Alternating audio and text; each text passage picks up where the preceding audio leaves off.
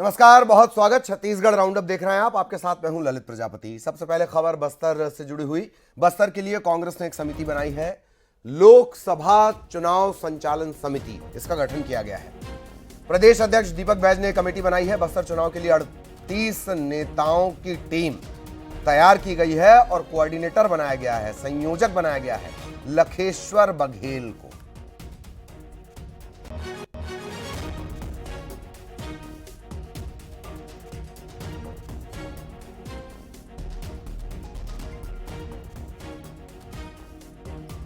तो बस्तर चुनाव के लिए 38 नेताओं की ये टीम तैयार की गई है। सहयोगी ममता इस वक्त हमारे साथ जुड़ी हुई है। ममता, बस्तर चुनाव 38 नेताओं की टीम, किस तरह की जिम्मेदारी, क्या कोऑर्डिनेशन? ममता। और बस्तर की जो सीट है, खासतौर पर अगर हम बात करें तो विधानसभा में तो ये कहा जाता है कि बस्तर के दरवाजे जिसके लिए खुलते हैं उसके लिए जीत का रास्ता भी तय होता है। सत्ता की चाबी उसी के हाथ में होती है और देखा भी है हमने कि इस बार जो हुआ है लोकसभा को लेकर हम बात करें तो बस्तर दोनों ही पार्टी बीजेपी कांग्रेस के लिए हमेशा से ही जो है वो एक उसका प्रश्न रहता है, एक सम्मान का प्रश्न रहता है। इस बार अगर बात करें तो कांग्रेस के पास वैसे भी लोकसभा की 2 ही सीटें थी और अब जो है चूंकि दीपक बैज जो है उनको टिकट नहीं दी गई है। टिकट जो है वो कबाती रकमा को मिली है।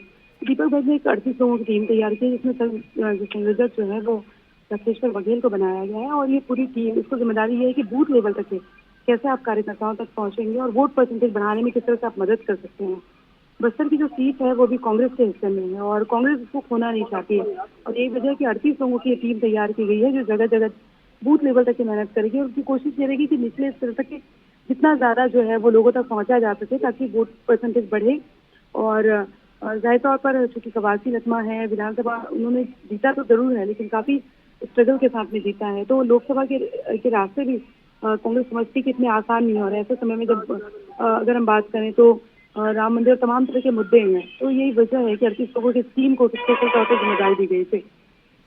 चलिए, धन्यवाद ममता इस तमाम जानकारी के लिए। खबर टीकमगढ़ से, जहां कोतवाली पुलिस ने बड़ी कार्रवाई की है। 48 लाख रुपए जब्त किए गए हैं। एक व्यापारी के पास से ये 48 लाख रुपए मिले हैं। घुवारा गांव के रहने वाले हैं व्यापारी अखिलेश जैन। मिश्रा तिहारी के पास इनसे रुपए जब्त किए गए हैं। जगह जगह चेक पॉइंट लगे हुए हैं। चुनावी आचार संहिता लागू है। कैश की एक निश्चित मात्रा ही लेकर जाई जा सकती है। ज्यादा ले जाना है तो परमिशन लेनी होती है। 48 लाख रुपए जब्त किए गए हैं। व्यापारी से पूछताछ की जा रही है। राजीव रावत संवाददाता टीकमगढ़ हमारे साथ जुड़े हुए हैं। राजीव, 48 लाख रुपए चुनावी आचार संहिता के दौरान क्या जवाब मिले, क्या अपडेट इस मामले में? देखिए, चुनावी आचार संहिता के दौरान एक निश्चित राशि ले जाने के लिए अनुमति दी गई है और उससे अधिक राशि जो ट्रांजैक्शन करते हो और ले जाते हैं तो उसके बाद जवाब देना पड़ता है। तो इस मामले में कोतवाली पुलिस जहाँ आज चेकिंग कर रही थी तो उसी दौरान कोतवाली पुलिस को एक कार से ले जाते हुए 48 लाख रुपए जब्त किए हैं और बताया जा रहा है कि जो घुवारा गांव का रहने वाला है व्यापारी अखिलेश जैन, उससे जब्त किए हैं। फिलहाल पुलिस ने अभी नोटों की गिनती कर जो रुपए हैं वो जब्त कर लिए हैं और व्यापारी से पूछताछ की जा रही है। कोतवाली में अभी पूछताछ चल रही है और लगातार जो अधिकारी हैं, नायब तहसीलदार हैं, वो मौके पर पहुंचे हैं और यह रकम कहाँ ले जा रहे थे और किस कारण से बैंक से ट्रांजैक्शन किया गया था। हालांकि व्यापारी का कहना है कि जो रकम है वो बैंक से आहरण की गई थी। उस राशि को कहाँ ले जा रहे थे यह जांच का विषय है और जैसे ही इस मामले में पुलिस जांच कर आगे की कार्रवाई करेगी। अगर संतुष्टिपूर्वक पुलिस को जवाब मिलता है तो पुलिस इस रकम को छोड़ देगी और अगर कहीं गड़बड़ नजर आता है पुलिस को तो जब्त करेगी। जानकारी के लिए दुर्ग में बिल्डर के ठिकानों पर आईटी की रेड पड़ी। पुलगांव में अमर इंफ्रा के ठिकानों पर आईटी की टीम पहुंची दबिश देने के लिए। सुबह से दस्तावेजों की पड़ताल शुरू कर दी गई। 24 से ज्यादा अधिकारी इस रेड में शामिल रहे।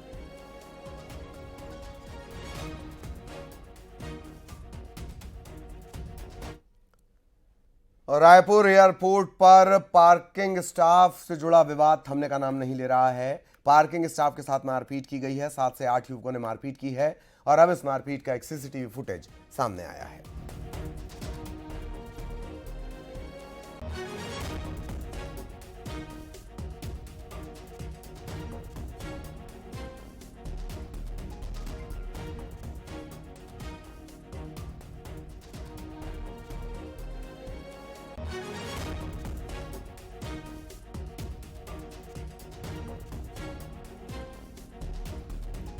पार्किंग स्टाफ के साथ मारपीट का यह मामला है रायपुर एयरपोर्ट पर।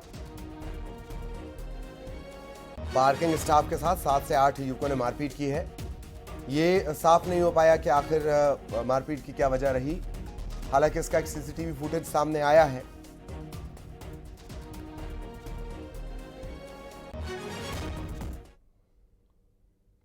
और अब छिंदवाड़ा से बड़ी खबर आपको बता दें, पैसेंजर ट्रेन में हुआ है ब्लास्ट। शॉर्ट सर्किट के चलते ब्लास्ट की बात निकलकर सामने आई है। इंजन में यह शॉर्ट सर्किट के चलते ब्लास्ट हुआ। हालांकि तत्काल इंजन को ठीक करके ट्रेन को रवाना भी कर दिया गया। बड़ी खबर छिंदवाड़ा से आपको बता दें, इंजन में शॉर्ट सर्किट के चलते ब्लास्ट हुआ पैसेंजर ट्रेन में। कुछ देर के लिए ट्रेन को रोकना पड़ा, परिचालन बाधित रहा। बाद में इसे ठीक करके आगे के लिए रवाना कर दिया गया।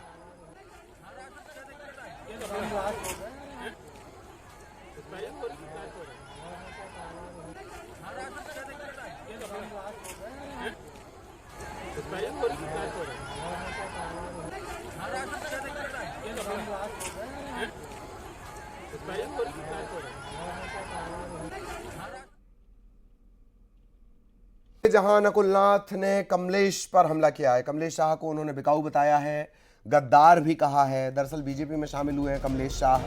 अमरवाड़ा में छिंदी के दौरे पर पहुंचे हुए थे नकुलनाथ। उस दौरान उन्होंने कमलेश शाह पर हमला बोला। वैसे तो आदिवासी लोग भोले भाले होते हैं, सरल स्वभाव के होते हैं, दुश्मनी एक दूसरे से नहीं रखते, गद्दार नहीं होते, बिकाऊ नहीं होते। लेकिन आप ही के चुने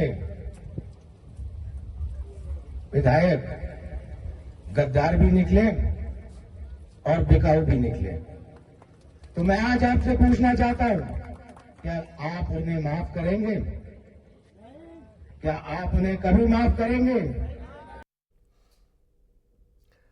छत्तीसगढ़ भाजपा के प्रभारी और बिहार सरकार में मंत्री नितिन नबीन ने बघेल पर निशाना साधा। उन्होंने कहा कि सीएम हाउस में बैठकर सबको हाशिए पर रखा जाता था, उसका यही नतीजा है। भूपेश और कांग्रेस के कारनामों की सजा है जो अब मिल रही है। गरीब जनता के पैसे को ठगने का काम इन्होंने किया, उस पर कार्रवाई होगी, उसमें दिन और समय नहीं देखा जाता।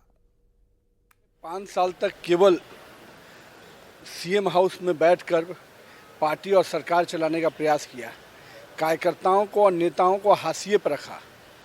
तो जो लोग पार्टी नहीं जोड़ पाए, जो लोगों के मन को नहीं जोड़ पाए, आज न्याय यात्रा के माध्यम से और क्या क्या यात्रा के माध्यम से जोड़ने चले थे देश को, जिनसे पार्टी नहीं जुड़ पाई, जिनसे परिवार नहीं जुड़ पाया, तो वो क्या पार्टी जोड़ पाएंगे और मेरा तो ये देश जोड़ पाएंगे। मेरा तो ये मानना है कि आज भूपेश की जो कारनामे रहे हैं और कांग्रेस ने जो कुकर्म किया है, उसका नतीजा उनके कार्यकर्ता उनको सजा देंगे।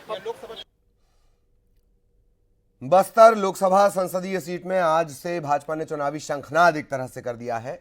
बस्तर से शुरू हुआ बूथ विजय संकल्प अभियान और हर कार्यकर्ता को जिम्मेदारी दी गई है। हर बूथ को मजबूत करने और लीड दिलाने के लिए कार्यकर्ता निकले हैं 10-10 की संख्या में। लाभार्थियों के यहां पहुंचकर भाजपा का झंडा लगाया है कार्यकर्ताओं ने। नरेंद्र मोदी जिंदाबाद, जिंदाबाद, जिंदाबाद, नरेंद्र मोदी।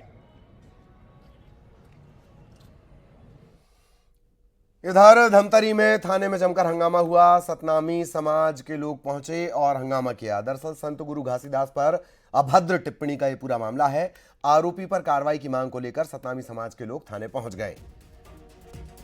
अपने गुरु पर अभद्र टिप्पणी, वैसे वो सबके गुरु हैं, किसी समाज के नहीं हैं। उन पर अभद्र टिप्पणी को लेकर समाज में गुस्सा है। सोशल मीडिया पर